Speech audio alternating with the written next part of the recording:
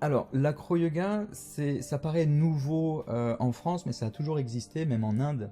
C'est trois disciplines ancestrales combinées, c'est-à-dire c'est le massage thaï, le yoga et l'acrobatie.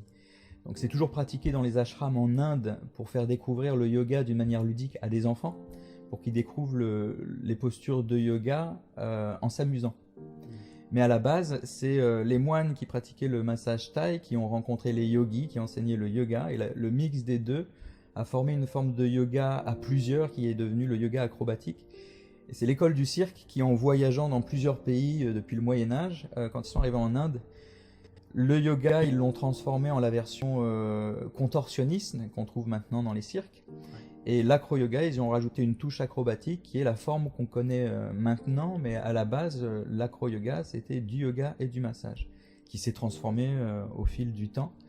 Et donc, c'est trois disciplines en une. Discipline thérapeutique. L'acrobatie, c'est un peu moins thérapeutique, c'est plus ludique. Ça donne une petite touche de fun dans la pratique thérapeutique. Et c'est ce qui fait aussi que ça touche autant de personnes.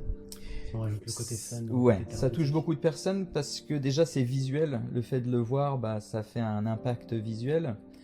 Et ensuite, c'est le fait de le pratiquer, on retrouve son âme d'enfant.